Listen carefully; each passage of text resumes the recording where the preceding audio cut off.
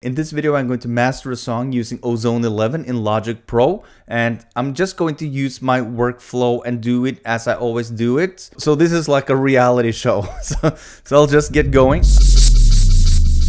I'll open a project in Logic, empty project. I don't have a mastering template yet. I've not yet seen the value of mastering templates, but you can hit me up in the comments below and suggest if there's any need for a mastering template. I could always add it in the free templates pack. Here's the track, and what I'll do now is just listen back. This is made by a good friend of mine named Mohammed. He calls himself Mo Kowkabi, and he's like on some Spanish vibes, singer-songwriter style, sometimes a bit disco-ish or house-ish, and deeply influenced by the Latino vibes. So listen up.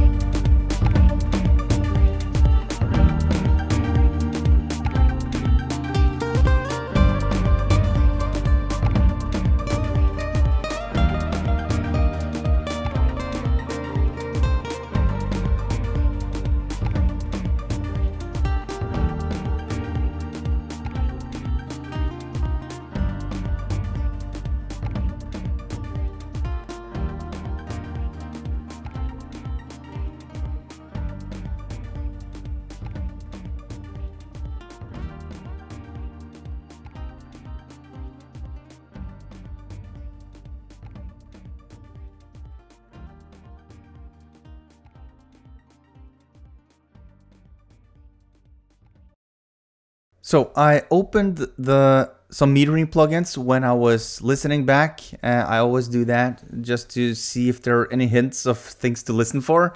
And there were some indiscrepancies in the tonal balance of the signal, which didn't actually make sense in this type of track. So there's something going on in the low end that has to be addressed, and there was a dip in the high mids, and I think that will be resolved by itself when the low end issue is solved.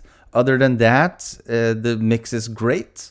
I think it sounds good. The vocals are quite warm and not like at the center of attention, and this is kind of like a track where the vocal might not be the words of the vocals might not be the most important thing, but more the vibe and the soundscape. So I guess that's it. So what I will do is I'll start with the loudest part of the song, and just to have a loop going on without it being like interruptive, I'll just apply region tempo to project. So whatever BPM this song is will be applied to the project. So, oh yeah, that was 120. So that's okay. Nice. I'll start by addressing the issue with the low end, and then I will gradually see if there's something that I can enhance, some sweetness, some sweet frequencies or something that I can enhance. If I can enhance something with the stereo spectrum, I'll try different stuff and I'll make 2 or 3 versions. So ultimately, the artist can choose. So I'll do a really vanilla type of version, and I'll do a more processed version, and maybe something in between. So let's go with an equalizer. Just take note that I'm not using these AI functions here right now. At least I'm not doing that when I'm working. These are only for fun for me, at least.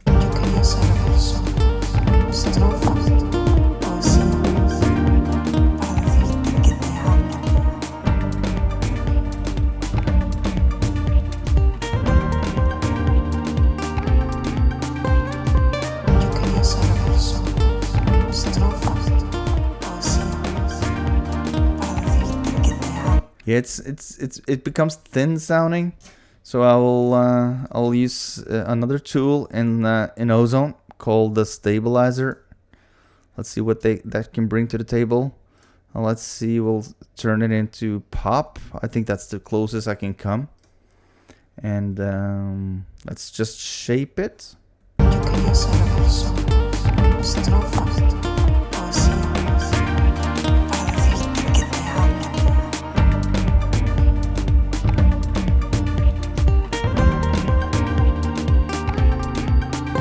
No, I just want to cut. Let's see. I don't want to boost anything.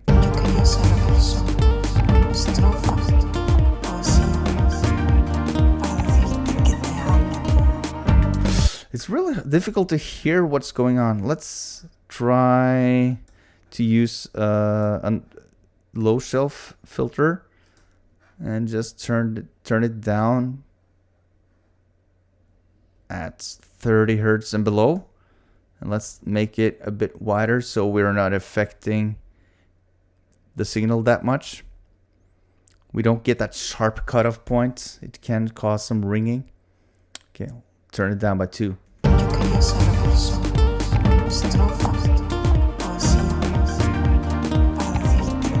And then we'll bypass the stabilizer again, and then I'll go to the tonal balance control, see what it says.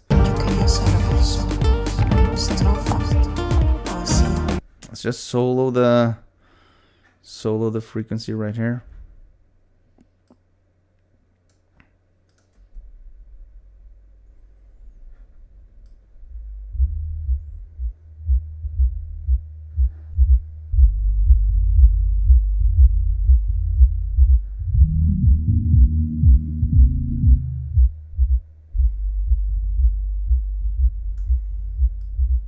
Oh yeah, there's a lot of action going on right there. Some really subby sub bass. I'll go with the bell and I'll do a cut right here, about 2 dB of cut. Yeah, and then I'll boost upper here for the bass. We'll do more, not that sharp a boost.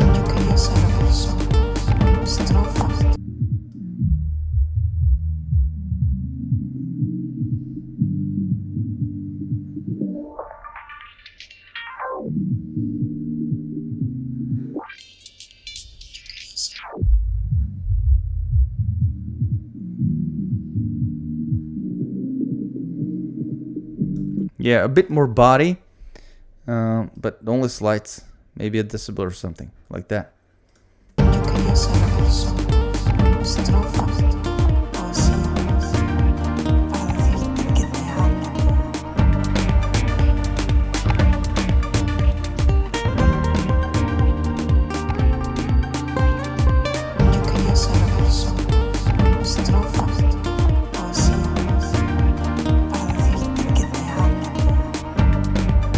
I think it was nice to just boost a little bit here in the 2K frequency area. I like that. Okay, let's move on to maximizer, because now I feel that we have dealt with the issue in the low end as much as we should. I don't think we should do any more, because when I cut even more, it sounded weaker. And metering plugins like Tonal Balance Control, they are great, but not necessarily for the song that you're mixing or mastering. So in this case, it's a darker sound.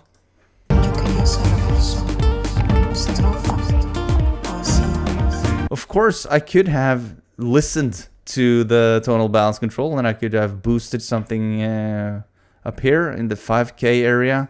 Let's try that.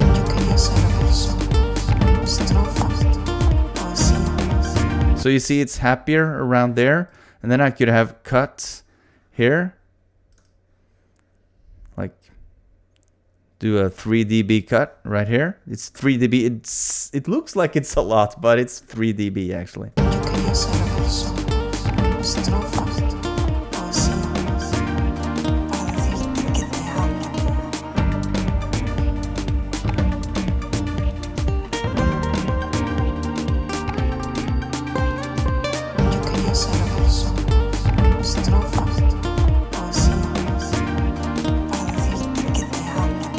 Yeah, maybe I'll go find a middle ground. So maybe a decibel down and a bit more right here, actually. Tonal balance isn't that bad at all. Let's see. When I was listening, it was like, whoa, yeah, you're right. All ego aside.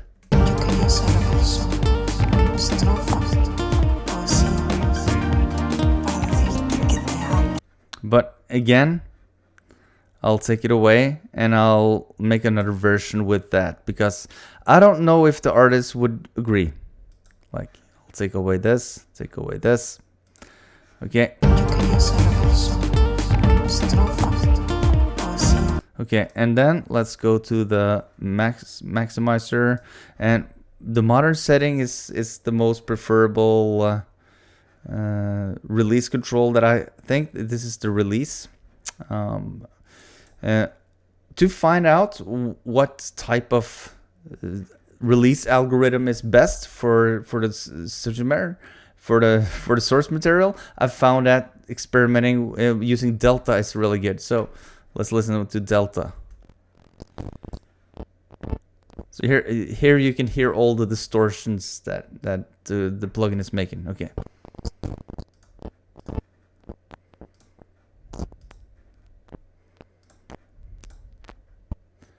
You're sort of isolating the distortions.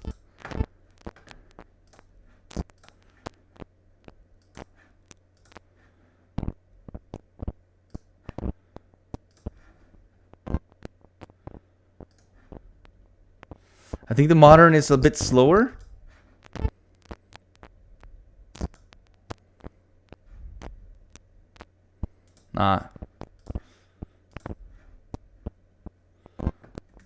I suspect that the classic one in this case will be the most musical.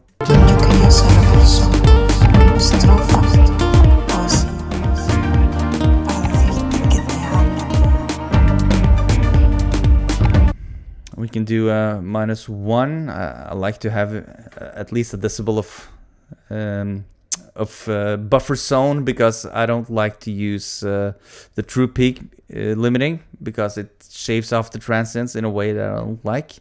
Maybe on this song it would be okay, but let's listen.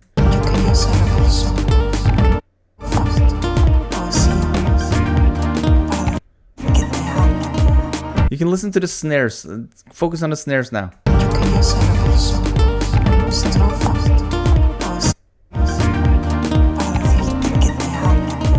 A bit more impact on the snares without this turned on. Let's try the upward compression. Not that I think that we need it, but to make it a bit more full.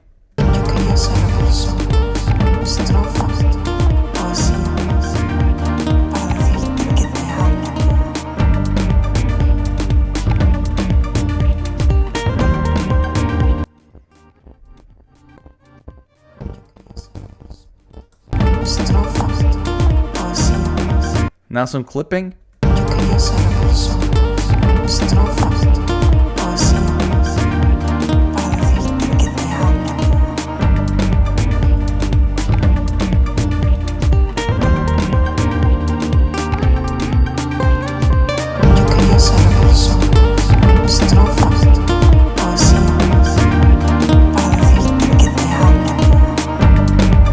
Now we are at Luft's level that is acceptable, I think, 8.7. And you see that it's not peaking at -1. It's in fact peaking at -0.8 or 0.7, depending on left and the right channel. So if I had it on, say, -0.3, which is really common. No, look at the peak.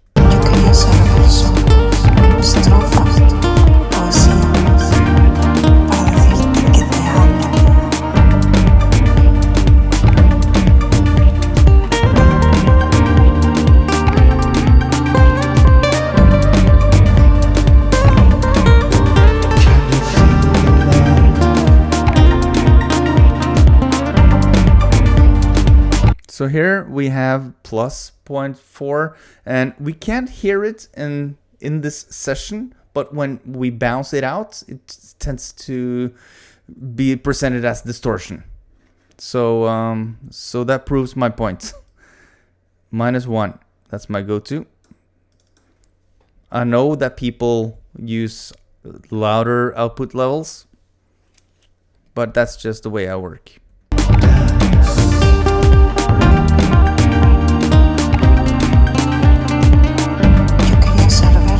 Okay, so this is one version. Now let's make, so this, I'll call this the Can You Feel the Love?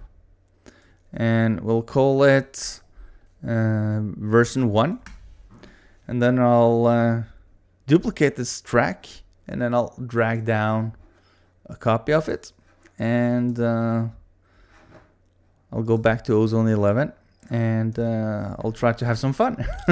So in this version, I'm gonna follow through with what I tried just before. Do a low shelf at like -2, -2.5, and make that curve a bit less steep. I'll do it from 60 hertz, and then it will affect all the way up to 100, 110.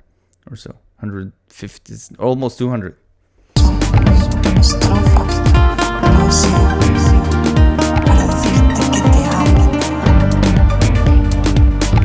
And I'll also, so this is a brighter version. I will also add some harmonic distortion. I'll use the module called tape here, vintage tape. I'll take that, I'll insert that after the equalizer.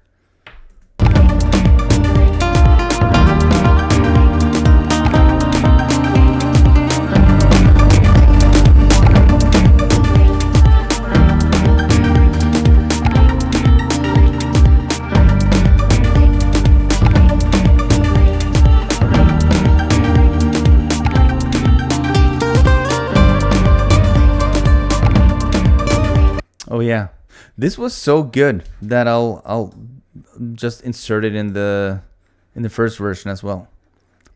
It's too good to be left behind. Let's see. I'll take it there. And the settings is pretty much the same. Yes.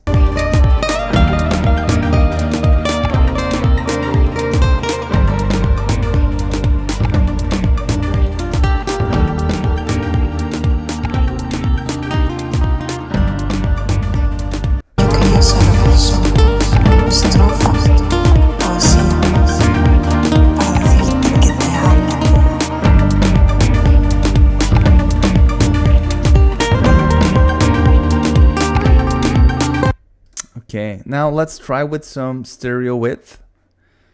I don't think it suits the song to be like really wide, but we'll try to add some.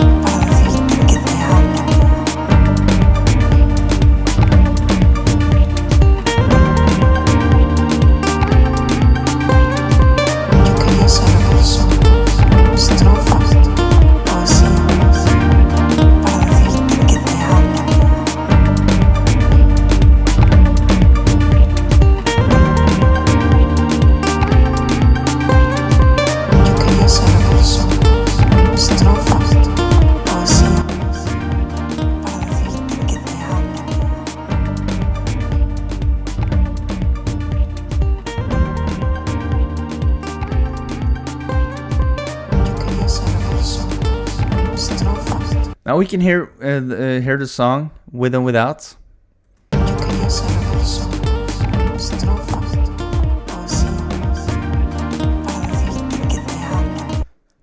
And I'll do the same for the other.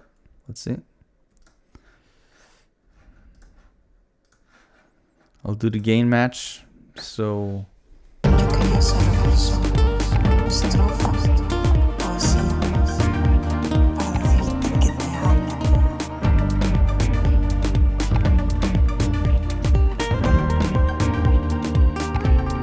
yeah, so you hear that there's some distortion going down in the low mid, the low end. Let's try to address that before we start with stereo shaping and such.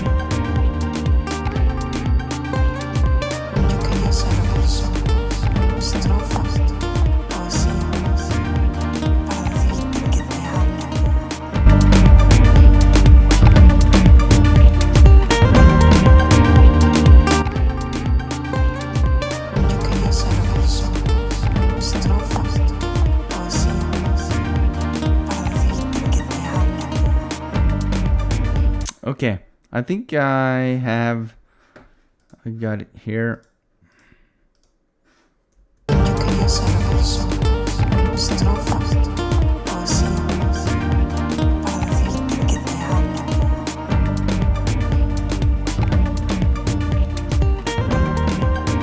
And back to the limiter again. So what's going on here is the release setting that I just explained previously, and we have -1 of output level, no true peak level, and then I have adjusted the gain so that it's a gain reduction here at about 1 to 2 decibels. I tend to not go further than that. In this case, it's peaking at around, no, it's not peaking. In this case, in this case, the average volume of the song is about minus 8.6 LUFS. And that's pretty standard when uploading on streaming services. You can go a bit louder, but for this genre, I think it's okay keeping it at this level. You can always use another limiter, for example, the vintage limiter like this.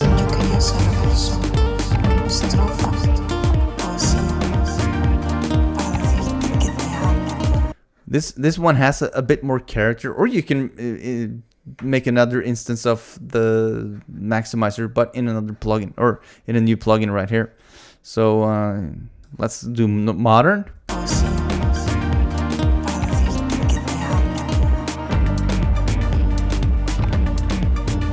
Here you hear this distortion. Let's back it off a bit.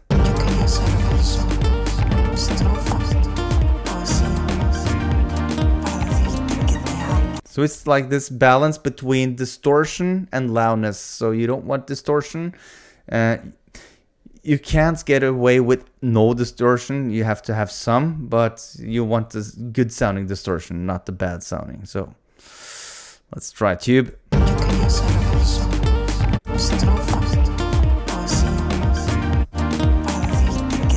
Modern tends to be the cleanest type of harmonics in my experience.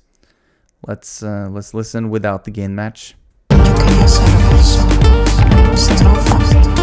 Okay, let's listen with the gain match. With and without first.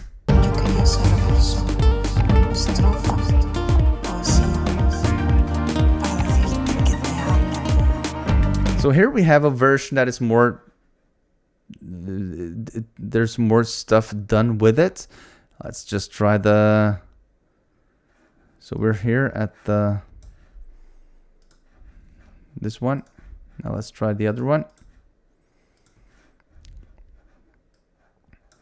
You can do that also with the vintage limiter. So now we're limiting in series. Let's see, -1.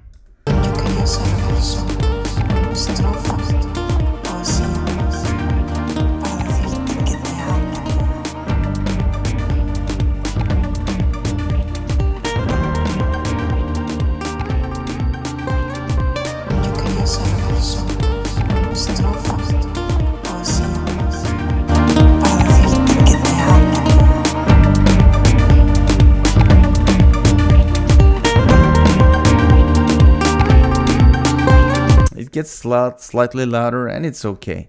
Now let's do the imager. What I like to do is I'll create a band right here, and I'll sweep it up to around 200, maybe 150. I don't want any stereo stuff going on below 150. In fact, I'll reduce slightly the limitation down here. Let's listen to solo.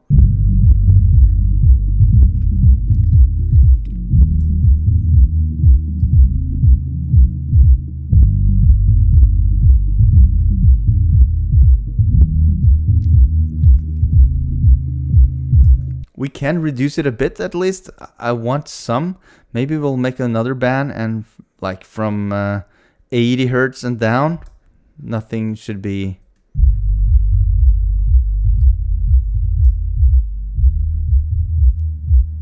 Listen to that, a lot cleaner.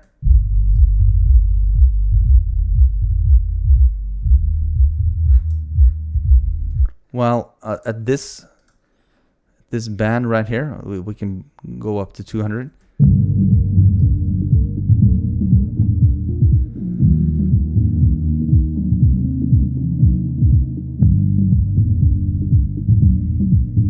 In fact, we'll boost it a bit, so it goes from 80 and up. We'll boost it like 10.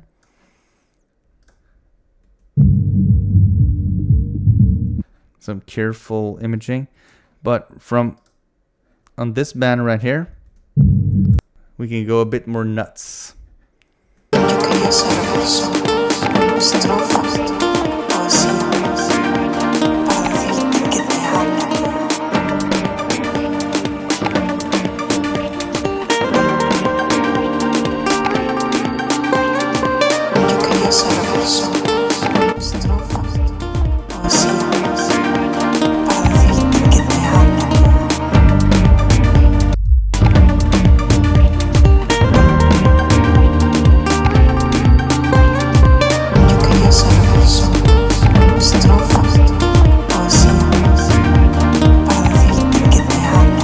Sounds a bit fuller. There's two more things that I want to try out, and that's one of them is the low end focus.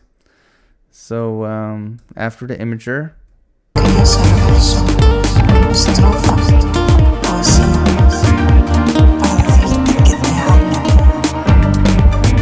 so here you can hear what at the punch setting with the contrasts, you can hear what the plugin is doing. Look at this.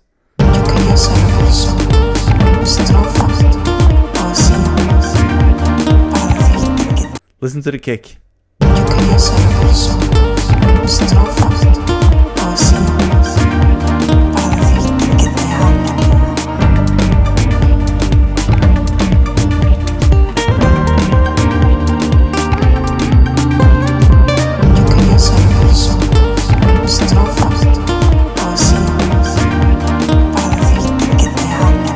Turn it a bit down to compensate.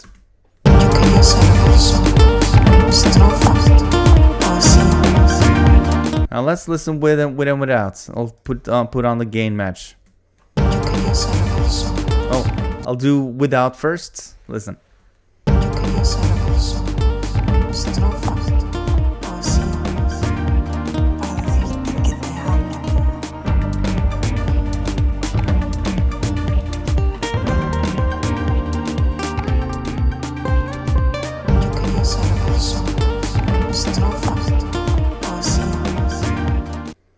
Okay, now back to the other mix. This would be V2 and V1.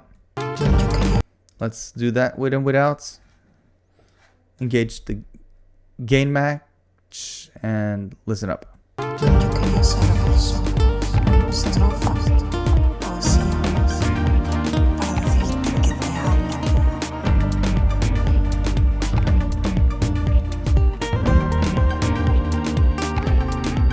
Now I feel compelled to make a last version, and this version I will touch even less, because I feel that in both of these versions they're quite processed, both of them. So I'll pull up a new instance, start fresh.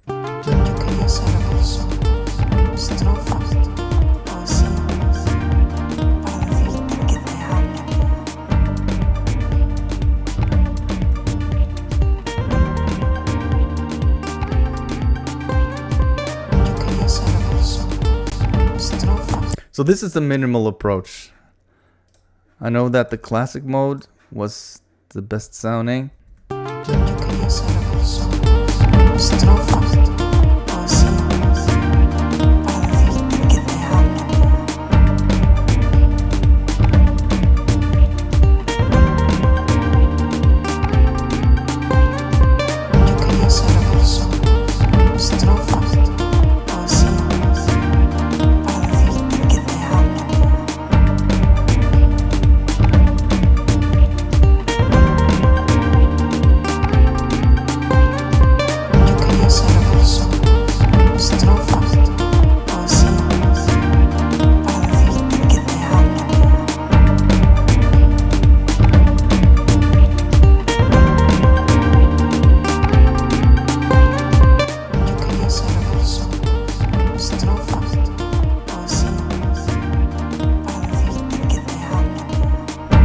Okay, so this is the final version, which is version 3, like that. That will go on top, and then there's the middle one, and there's the final one. I've now renamed the versions, so we have now version 1, which was version 3 up until just 10 seconds ago. Okay, so this is the last version with it, which is the simplest one. Now listen without first.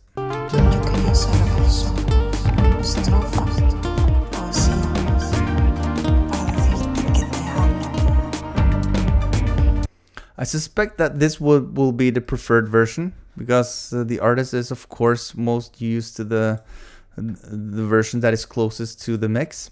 Okay, so here comes the second version, which was the first we did in this video. Listen with and without first.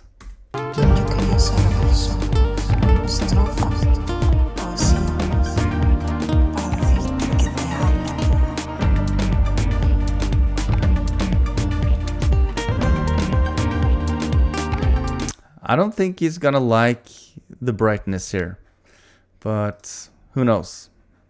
Maybe he will. Let's see. This is the second version that we did, and it's now called version 3. And this is the most processed one with some stereo imaging and low-end focus. Let's listen with and without first.